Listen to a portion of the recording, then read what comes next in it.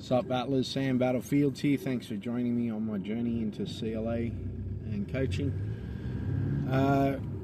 Just wanted to give an update regarding the leg entanglements that we are doing at the moment.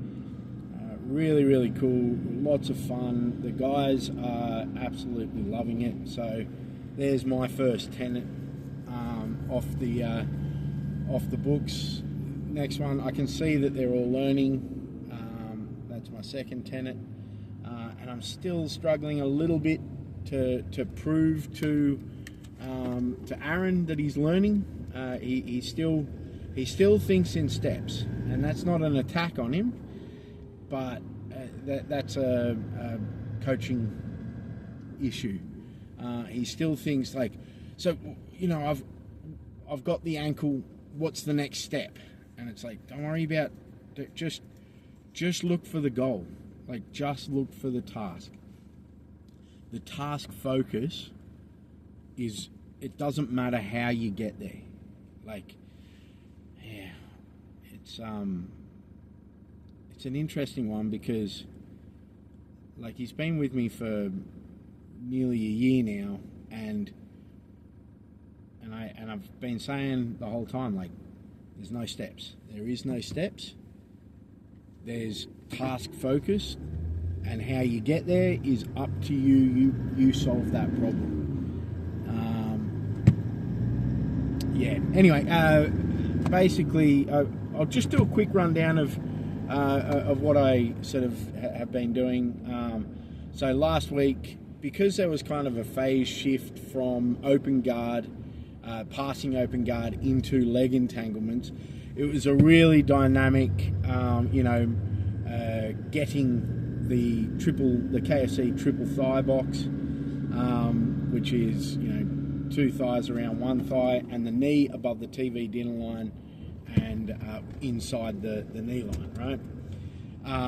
And this was really effective in orienting person on the bottom and the person on the top. It was really cool to see, and one of the key things that sort of came through was, the amount of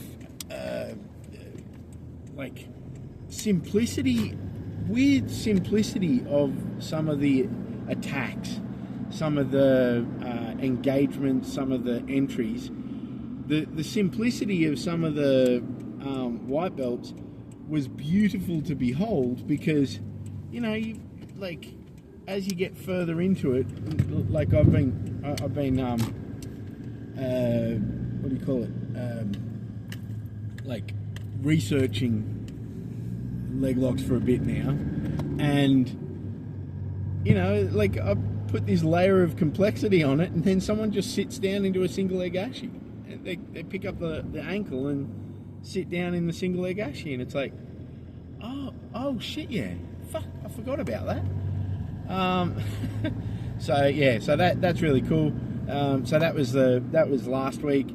This week, so over the weekend, I watched the standard jiu-jitsu leg entanglement series, and I got some ideas, but I think, and I'll get to this in a second, I threw a similar game in, but it was kind of, I wish I hadn't, and this isn't an attack on the games in the standard thing, and I'll get to it in a second, but it's not an attack. It's just that I had been developing these phases with my room in mind, right?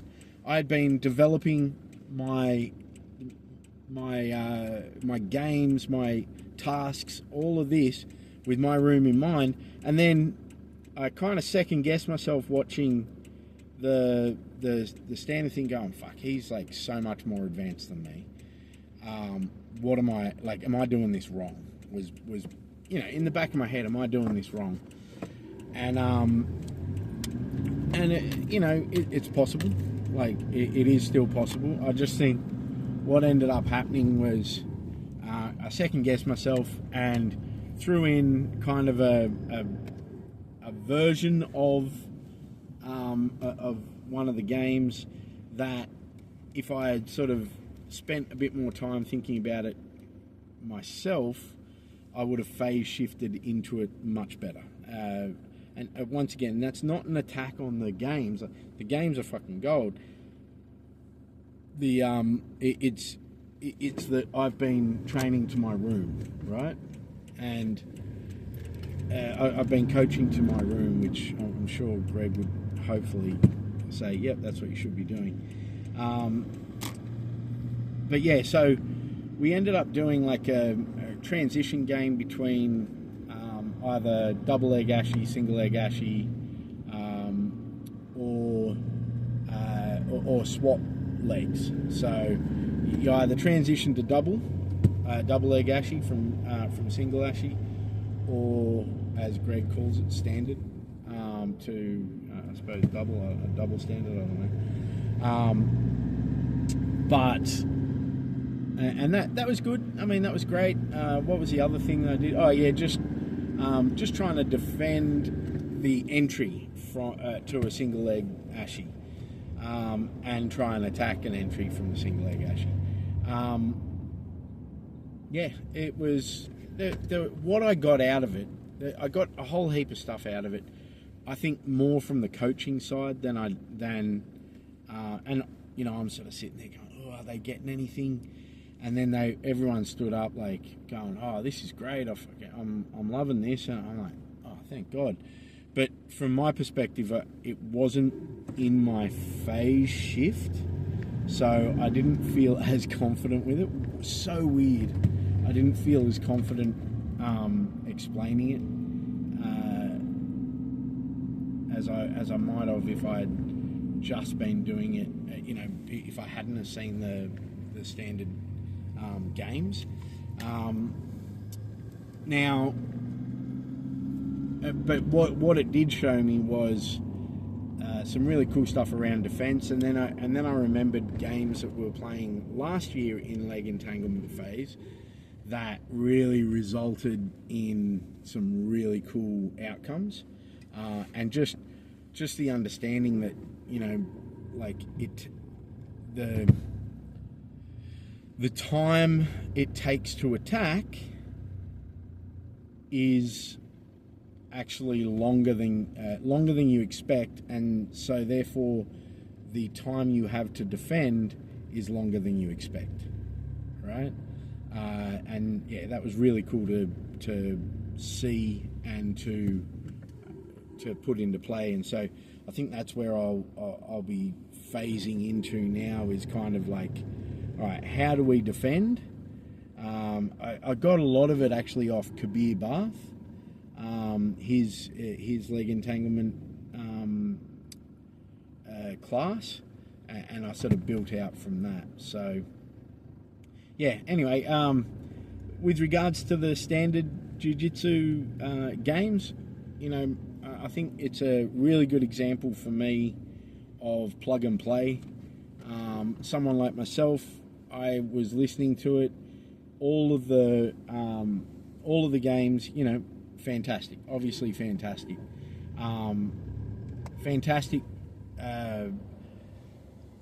fantastic in the way that, you know, they were well designed. He's got some awesome principles that are underlying them, and I think mine are definitely not as developed, but that's kind of what you'd expect from, you know, someone, a brown belt versus a credentialed black belt like Greg. He just understands the game better than me, and I've got no qualms in saying that, obviously. I think, and the other thing that I would say is that, well, here's the thing, right? I've spoken before about how, well, actually, I did a video recently about plug and play games, and part of my issue with plug and play is that it kind of allows a coach to turn off or switch off a little bit, and not actually think about, like, the complexity that they can add or that they could subtract. And this isn't an attack, all right, at all. But when I took over, and it doesn't get people to think about the representativeness of the environment or that sort of thing. Well, it can, like obviously it can if they've been doing it for a while, but kind of monitoring the room, seeing what's going on, and then modifying. What I've noticed, and I'm not putting anyone on blast, but what I've noticed with plug and play games is that people will just play the game, right? And yep, this is a game that's been put in front of me, and I am putting it into play. Now, that's all well and good. It really is, and the level of your room is going to increase because you're doing more live work and all that kind of thing. Without a doubt, you are going to feel benefits from plug and play games as they are written, as they are designed, right, and put in front of you. One of the things that kind of I've noticed with people that have used them is that it's very, very specific. Yeah, so it's literally like you might as well be doing a step-by-step, right? Because it's like, oh, that's not working. Oh, what do I do? Well, like don't then play out the next 6 minutes of swapping partners and everything. Put another constraint in. Pull them up. Say, change the task focus. If you see something not going right, maybe it's a coaching, a delivery problem.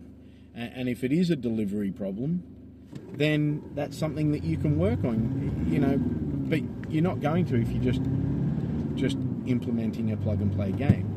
So something that Greg said in the game, which I thought was really, really cool, really good for someone who kind of understands what it would be all about.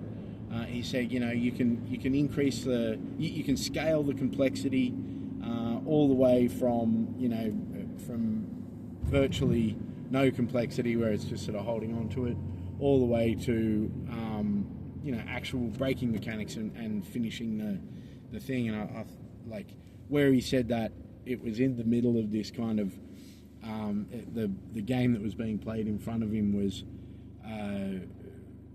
it was in the middle of the complexity cycle, which I thought was really cool because it was obviously directed at coaches who would probably be able to see that. So look, I suppose what I'm saying there is, if you noticed that and you understood it, then you're probably a good coach because you understand how to scale the complexity of your games. Yeah. But yeah, as I said, like the plug and play aspect.